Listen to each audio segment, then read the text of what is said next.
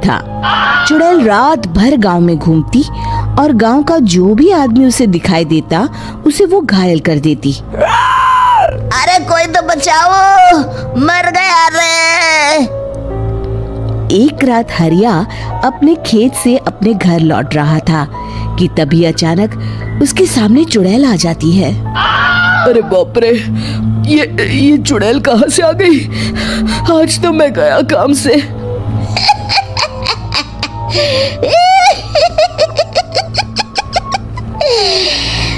आज मुझे मेरा शिकार मिल गया।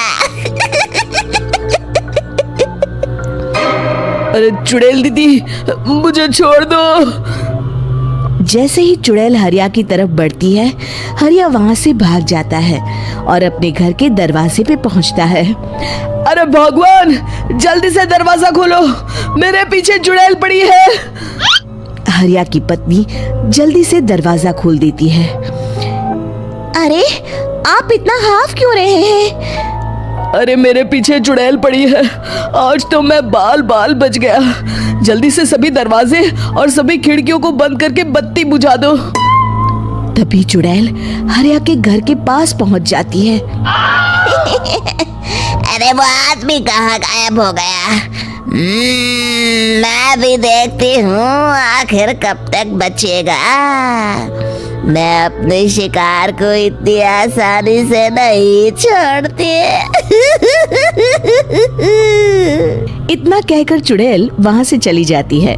वहीं दूसरी तरफ हरिया और उसकी पत्नी दोनों अपने घर की खिड़की से ये सब देख रहे होते हैं।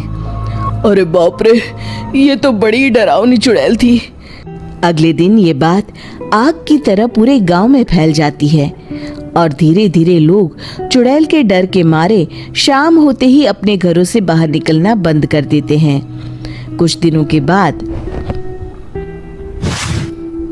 भाई, मैंने तो इस चुड़ैल के डर के मारे रात को अपने खेतों को पानी देना बंद कर दिया है। कहीं मेरी फसल सूख गई तो मैं तो कहीं का नहीं रहूंगा। साहूकार का कर्जा कैसे चुकाऊंगा? अरे भाई, पूरे गांव वालों का यही हाल है।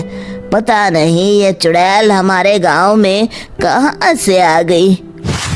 फिर एक दिन गांव के पास वाली नदी के किनारे एक बहुत बड़े तांत्रिक के आने की बात कुछ गांव वालों को पता चलती है।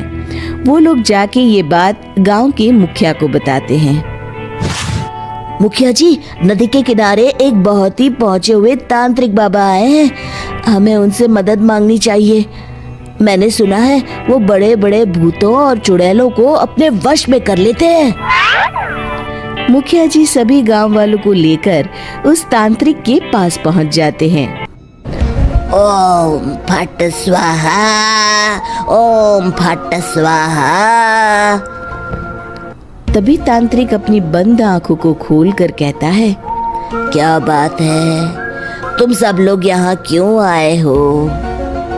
मुखिया जी उस तांत्रिक को सारी बात बता देते हैं। अच्छा, तो ये बात है। और तांत्रिक अपनी आंखों को बंद कर लेता है।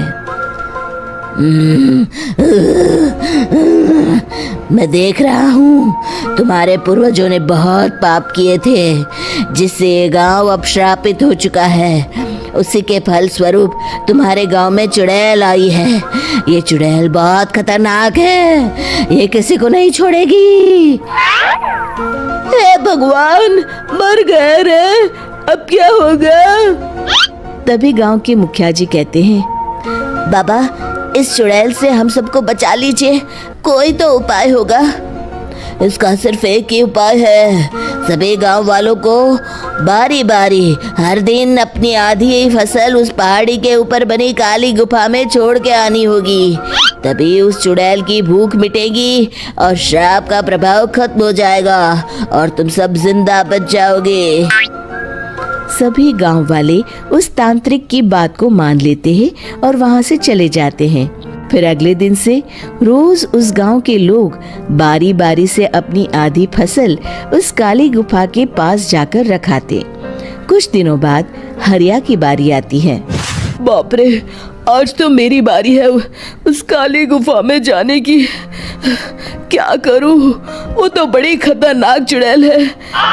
मेरे तो हाथ पैर कांप रहे हैं। फिर हरिया डरते डरते अनाज की बोरियां अपनी बैलगाड़ी में लाद देता है। तभी हरिया की पत्नी उससे कहती है, देखो जी, संभल के जाना और किसी भी हालत में शाम होने से पहले वापस आ जाना। उस चुड़ैल का कोई भरोसा नहीं है जी। हरिया बैलगाड़ी में बैठते हुए कहता है, भगवान, मैं क्या वापस आऊंगा? लगता है अब तो मेरी खबर ही आएगी। इतना कहकर हरिया वहां से चला जाता है। रास्ते में जंगल से गुजरते हुए हरिया की बैलगाड़ी का एक चक्का बड़े गड्ढे में फंस जाता है। हे भगवान, अब ये क्या मुसीबत है? हरिया नीचे उतर के पूरी ताकत से अपनी बैलगाड़ी को गड्ढे से निकालने की कोशिश करता है। बहुत देर मेहनत करने के बाद हरिया की बैलगाड़ी उस गड्ढे से बाहर निकल जाती है। हे भगवान, अब तो शाम होने वाली है। आज तो मैं गया काम से।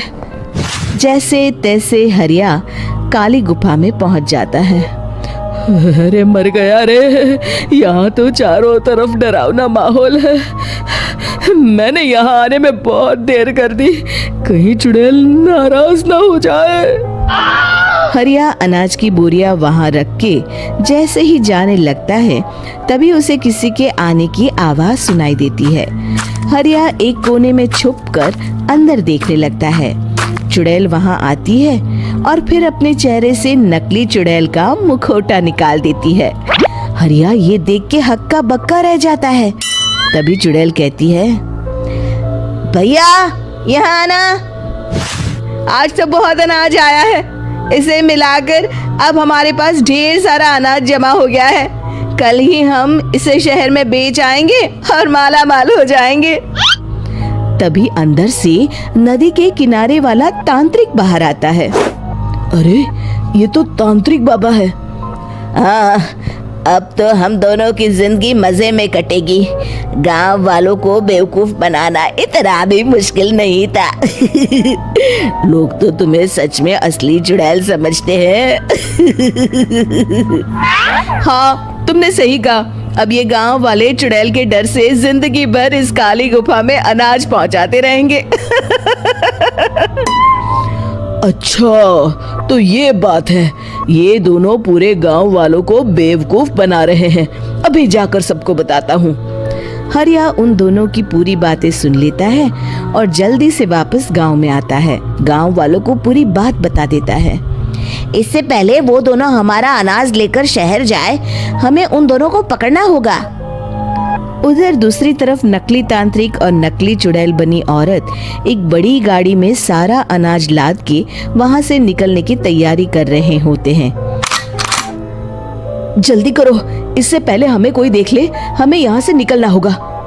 और तभी वो दोनों देखते हैं कि सामने से सभी गांव वाले अपने अपने हाथों में मशाल लेके आ रहे हैं। दोनों बुरी तरह डर जाते हैं। रुक जाओ, तुम दोनों का भांडा फूट चुका है। अरे मर गए रे, ये गांव वाले कहाँ से आ गए? तुमने क्या सोचा इतनी आसानी से यहाँ से निकल जाओगे? ये अनाज हमने अपने खून पसीने से दिन रात खेतों में मेहनत करके उगाया है। दोनों मुखिया जी के पैरों में गिर जाते हैं। हमें माफ कर दीजिए, हम दोनों एक नंबर के कामचोर हैं। बिना मेहनत किए पैसे कमाना चाहते थे। हाँ हाँ, अब हम आगे से मेहनत मजदूरी करके पैसे कमाएंगे। हमें कुछ मत करना, हमें छोड़ दीजिए। इतना कह के दोनों गांव छोड़ के भाग जाते हैं और सभी गांव वाले फिर से खुशी खुशी रहने लगते हैं। शिक्षा, तभी तो कहते हैं कि किसी भी समस्या का समाधान केवल सूझबूझ से ही करना चाहिए और कभी हिम्मत नहीं हारनी चाहिए। दोस्तों, हमें उम्मीद है कि आपको हमारी ये कहानी पसंद आई होगी। कृपया हमारे चैनल को सब्सक्राइब करें और सभी अपडेट्स के लिए बेल आइकन जरूर दबाएं। और हाँ, वीडियो लाइक और शेयर करना मत भूलिएगा। Bye bye.